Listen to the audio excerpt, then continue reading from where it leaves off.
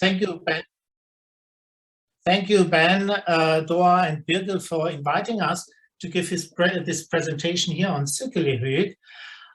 After all these, what we want to introduce to you or to show you is one of the sites that has delivered some of the stuff which will be analyzed and studied in the workshop following this online seminar, Sirkeli Höyük in plain Cilicia, as you can see here, in the region next to the modern city of Adana, so everybody, of course, is familiar with the geography. Sirkeli Höyük is one of those sites in plain Cilicia which played a major role in the Bronze and the Iron Age and was one of the largest settlements. And due to its location, it was a hybrid form of both a central site as well as a gateway community. As you can see here, on the one side, we see some larger settlements like Tatala Höyük, Tilan, Misis, and Sirkeli, which are situated within a settlement system with a radius of about 20 kilometers. So that's the kind of a central function these sites played. But on the other side, due to the location at the passage through the Misis Mountains here between the eastern part of plain Cilicia and the western one, Yukareva and Čukurova, the sites of Sirkeli, Höyük, and Misis controlled this passageway and thus became a kind of a gateway community in antiquity, as it is also visible here on this map of the reconstruction of the road network in that period. Sirkeli Höyük is a site which is located immediately at the shore of the Ceyhan River, as you can see here, the site itself, and close to these passageways, which are, sorry, what happened now? The passageway that contains even nowadays the modern highway, which you can see over here, and the trace of the Baghdad Railroad over here, both connecting the inner Anatolia, central Anatolia, with finally the northern Levant and northern Syria. Here's some impressions how the site looks like, situated very nicely opposite to the Yılan Kale, the medieval castle on the other side of the Ceyhan River. Archaeological excavations started in the 30s by John Garstang, who opened here several trenches just immediately before he started his excavations in Yumuktepe. Then in the 90s, there were some excavations undertaken by Bartel Ruda and later on by Horst Ehringhaus. These are the green slots right here. And then since 2006, the new excavation started under the directorate of the first the University of Tübingen, later on the University of Bern, in cooperation with the University of Çanakkale. So what we want to talk about is less the scientific outcome, the results of the goals of our research, rather than the methods that we applied for that. Anyhow, I have to mention that there are three major topics that, or major goals that were in the focus of our research. The one was the chronology of a site in plain Cilicia. The second was the cultural setting of Cilicia and in particular of Sirkeli Höyük, and the change of this setting throughout the millennia. And the third, and this is what I will talk about a little bit more in detail, is the urbanism of the site, also throughout all the periods of occupation. For that, we started first non-invasive investigation methods, like, for example, creating a very dense cloud of points, of measuring points through the geodesy, which were then underlined by the satellite imagery, both the conventional satellite imagery as well as that kind of a parallel imagery done by the done by the TerraSAR X and Tandem X satellites, which take parallel photos, thus making it possible to create three-dimensional modelings. And that kind of modelings then helps us to identify some buildings on the site which are not really visible if you just walk around on the surface. And this was one of the starting points for choosing the location for excavations. This research was accompanied by other non-invasive methods like geomagnetic and geoelectronic prospections or geophysical prospections that we did on a large scale throughout a couple of years, as you can see here, which was not limited on the site itself. This is the proper mount of Sirkeli Höyük, but also include the plain to the north and northwest, as well as the southeast and south of the plain which is surrounding the site, and also to the natural mount or hill to the south west and south of Sirkeli Höyük. And as you can see, the results were very surprising and very promising, since we could identify occupation, dense occupation in several parts of this plain and the mount on top. Like here, for example, the region to the south of the mount here, where you can see clearly streets, houses, and also on this slot here, the double fortification wall. Here you can see an interpretation, a drawing, which shows that the street system was very planned, very regular in that part of the ancient city.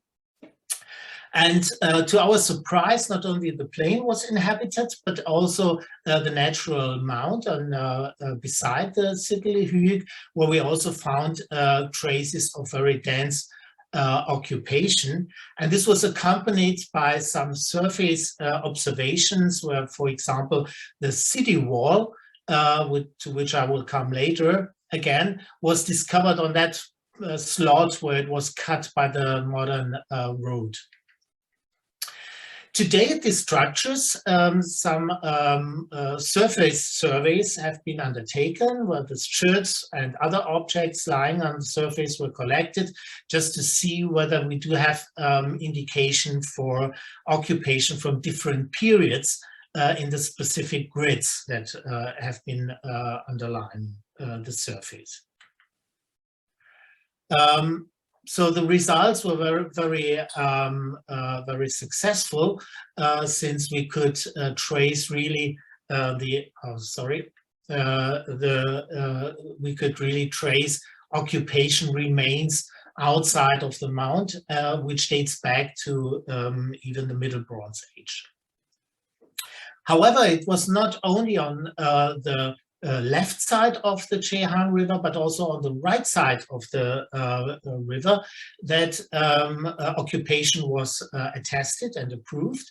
This was done by a team headed by Simon Hallammer from the University of Munich, where kind of a suburb on the opposite side of the river was detected.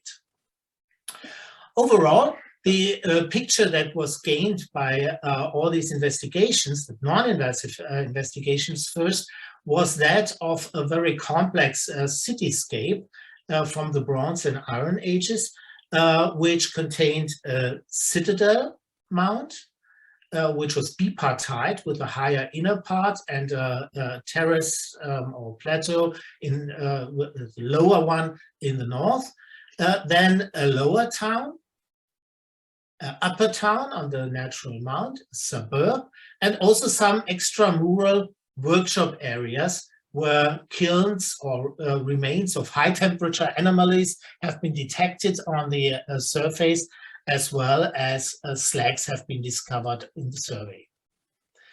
Additional to that, some scrapping, surface scrapping on the steep slope of the mount have provided information on the thickness of the layers of various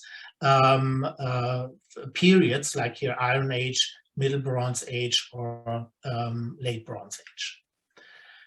This, together with the excavation results, have created a nice picture on the chronology of the site, showing that the site was occupied from the late 4th millennium or early 3rd millennium onwards until the Hellenistic period, or the beginning of the Roman period in Cilicia, without any significant hiatus. The settlement was originally founded in the shade of a natural rock, of an outcrop of these Mises Mountains. As you can see here, this red underlined feature. And the original settlement was founded just next to it, and thus it has been protected naturally against not only human attacks, but also the water of the Chehan River, and which in the spring, of course, created some floodings. Unfortunately, the modern quarry activities here on the on this mount south of the Citadel Hill has removed a very promising plateau where we in later periods could, or in later phases of our investigation, could observe still traces of occupation of walls, for example, at the surface. And thus, it cannot be approved anymore whether here on this very prominent position, on the peak of this mount, there was an occupation already very early in the settlement history of the site, which is very likely the case. However, the first really urban character that we can approve for Sirkeli Höyük was in the Middle Bronze Age, which in our regional chronology is labeled as Old Cilician, where we have traces of occupation in the excavations and in the surface material in every part of the city. So that means both on the plateau in the sectors E and A, where excavations have revealed remains from that period, on the high Citadel Mount, where Bartolruda has excavated several buildings from that period, but also in the lower town, where below the city wall of the Iron Age, we discovered dwelling remains, house remains from the Middle Bronze Age, thus showing that already in that period, this complex cityscape did exist. So just one example from the excavations.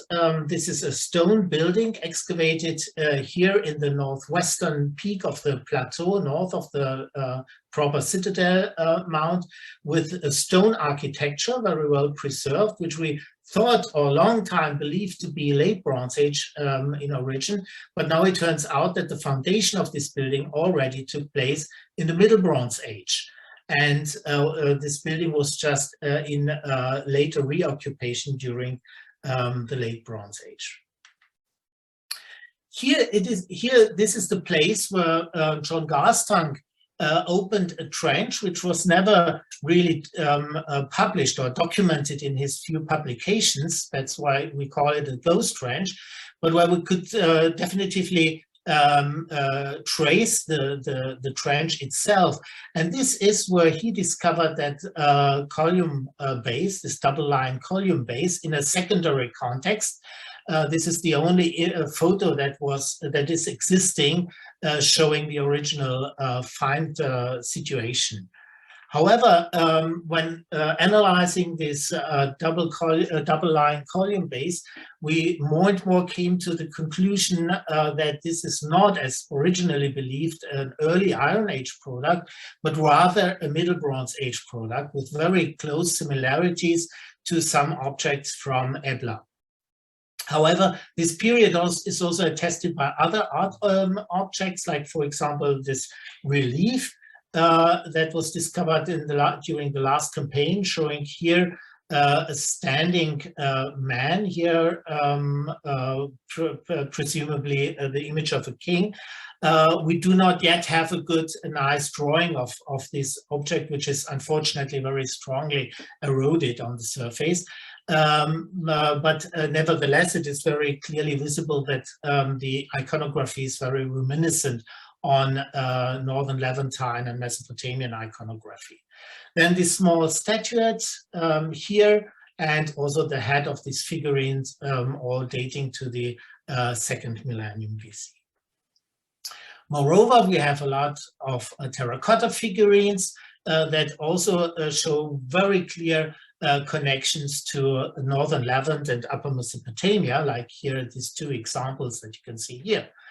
Nevertheless, there are also indications for close trade contacts to Central Anatolia at the same time, as, for example, these loom weights, these crescent-shaped loom weights, have clear parallels in, for example, Höyük and other places in Central Anatolia, mainly in the Konya region, and also that stamp seal, which is also very closely related to Inner Anatolian products of the later Karen period.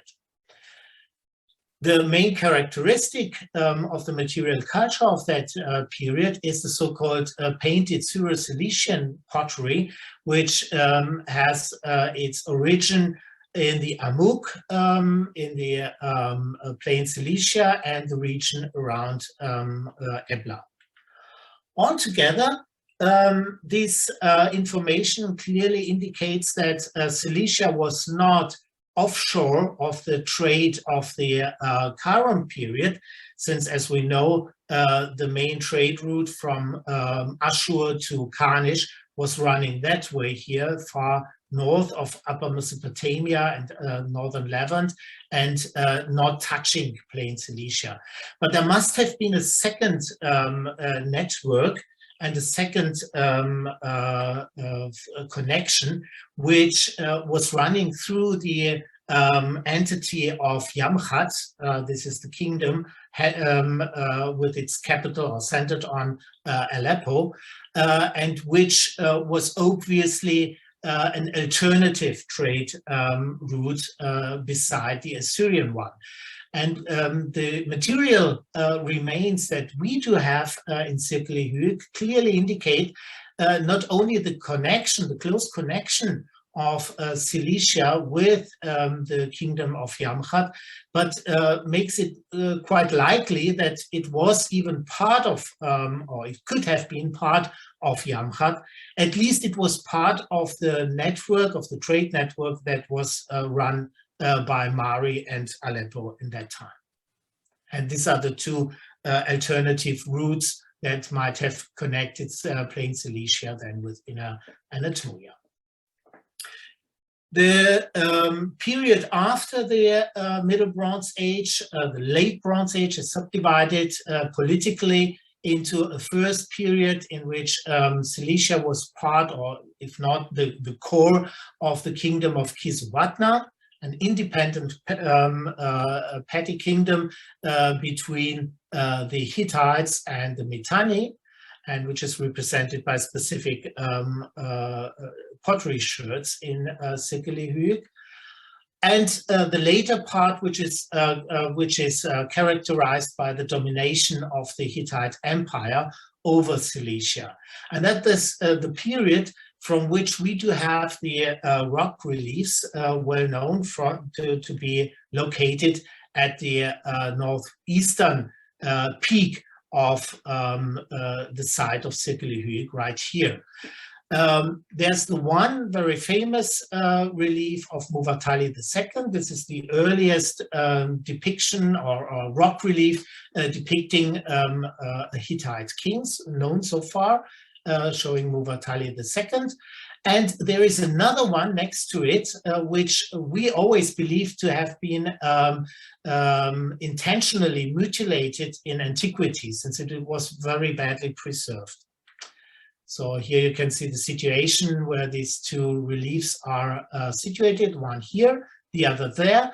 And we discovered a third place right in between the two, on which obviously the place was created for a third relief, which was not executed as we thought, or probably not preserved anymore. However, 2 years ago or 3 years ago, a team from the University of Naples, headed by Professor Marazzi, made a digital documentation of all these three reliefs with the 3D scanning and photogrammetry and different kind of techniques, putting together all the data to reconstruct a new image of the well-known relief, as you can see here, and also to get more information on the other two. And here it was a big success to reconstruct parts of the inscription of the second relief, proving now for sure that the depicted king was Mushili III, the son of Muwatalli, who was replaced by his uncle Hattusili. And since we thought that this relief was mutilated, this would have fit very much to this identification.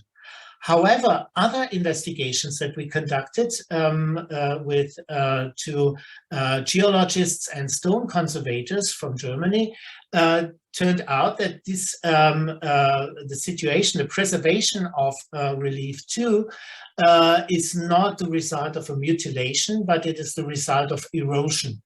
And in the same way, the two colleagues believe that this relief 3 was indeed existing and is just eroded in the same, very similar way to relief 2. So we hope that we will find some more hints on the identity of the person who might have been depicted on relief 3. However, the reliefs were not outside of the town and not without any urban context, since above the two reliefs, or the three reliefs, there are on the top of the rock outcrop here some shallow cups, well known as a kind of libation holes from the Bronze Ages, not only the Hittite, but also in the northern Levantine milieu.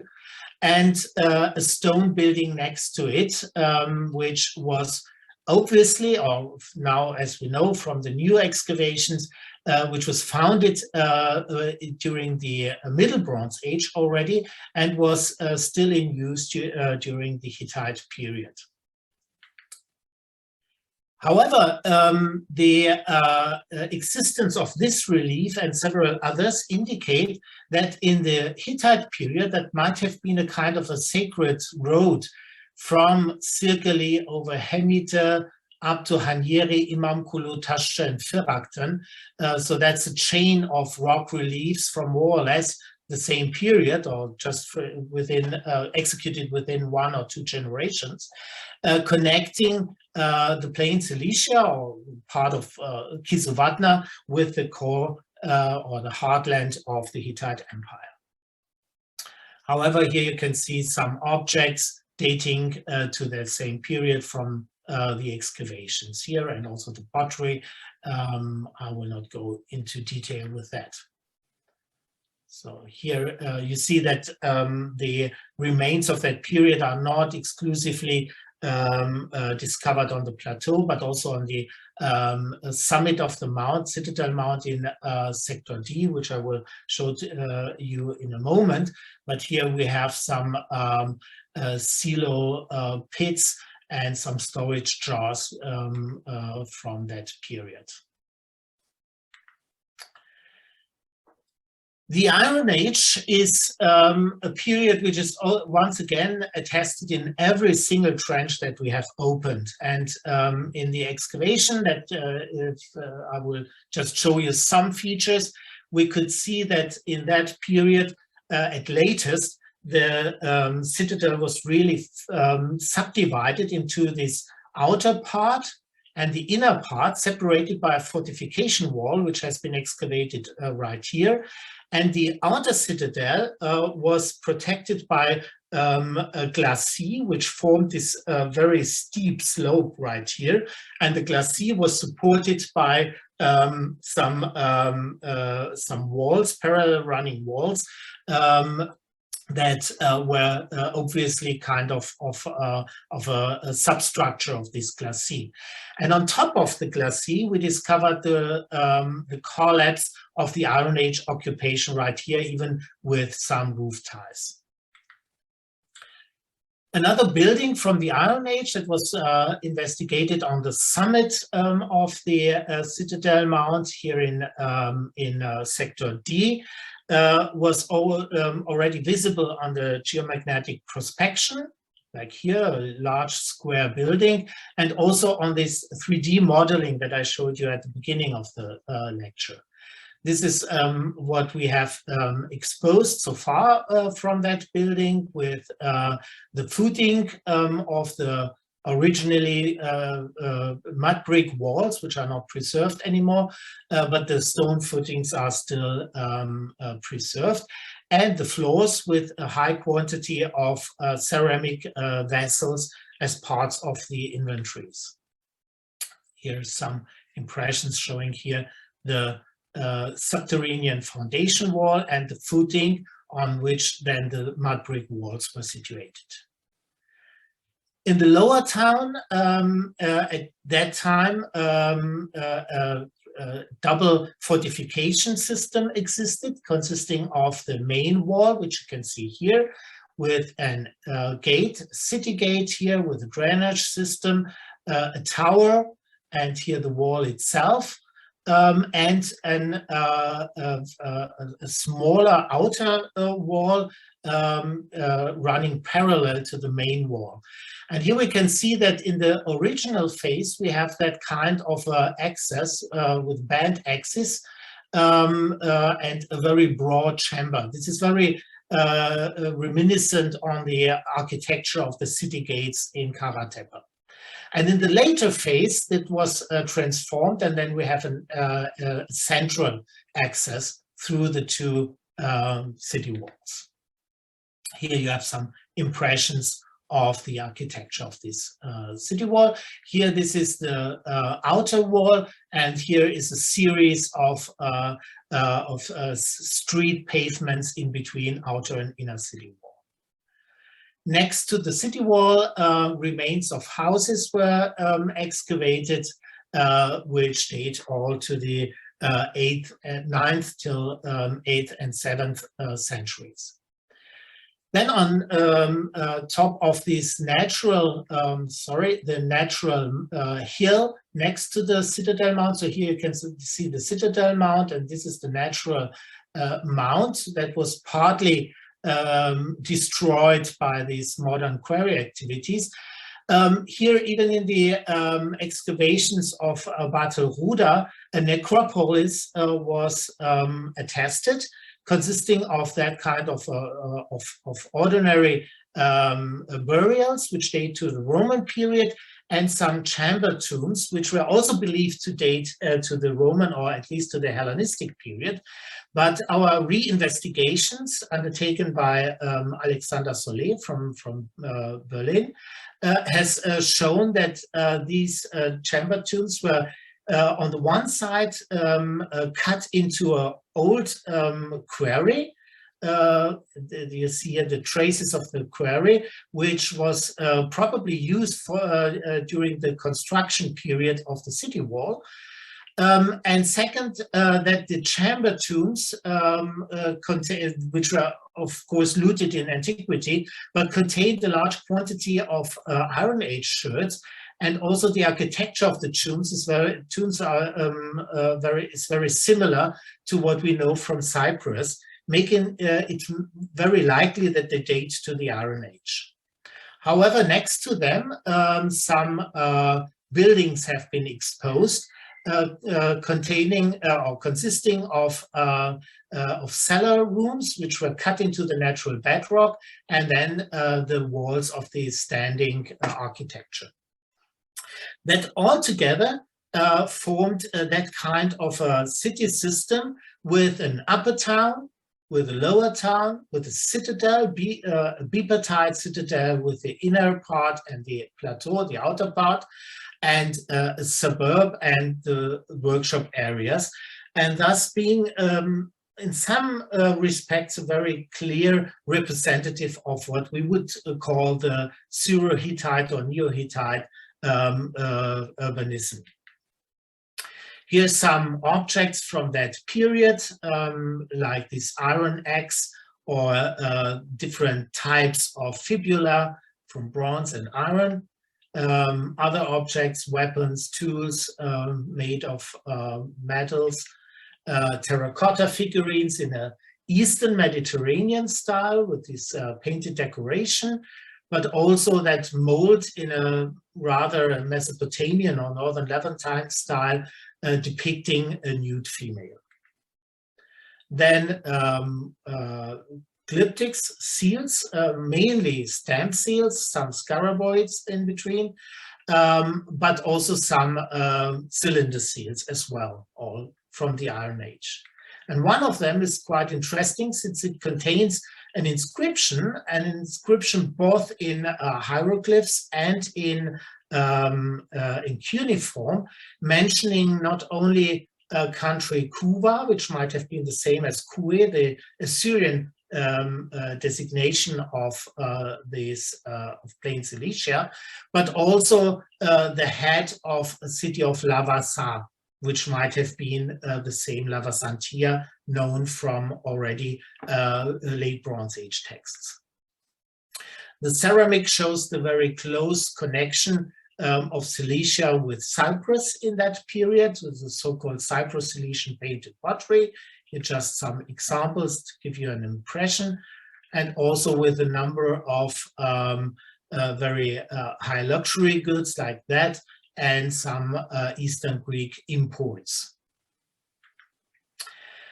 In the later Iron Age, we do have Assyrianizing pottery. So that means pottery that is very clearly reminiscent of the palace ware or the standard wares from Assyrian period in Upper Mesopotamia and Northern Levant.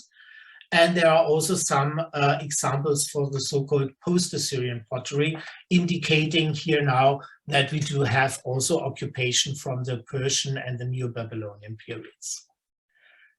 This led to the latest phase of occupation in Sirkeli Höyük, which is the Hellenistic period, from which we know, for example, this huge building in Sector C, which has been only in a very small part been excavated, and is well datable to the transition period from the Achaemenids to the Hellenistic period. The Hellenistic occupation contained a lot of very interesting objects like the choroplastics, high quality luxury ceramics, and also a number of coins helping us to date this occupation. So that's just a very short overview on the results of the excavations. Of course, one could show much more and giving more insights into the results. But due to the lack of time, I want to finish here with a few words on our activities beside the excavation itself. As you can see here, the former railroad station of the Baghdad Railroad, which has been transformed into our research and visitor center.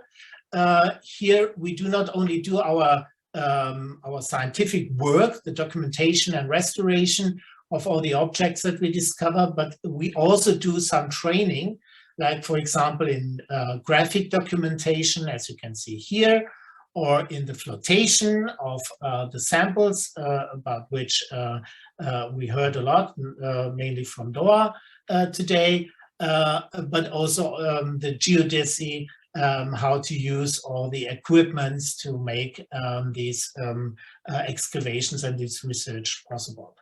But last not least, fun is very important for excavations as well, to keep the mood up, like parties, and the obligatory sundowner close to the relief of Muwatalli. And with that, I thank you for your patience, and I'm glad that nobody else has disturbed the presentation now.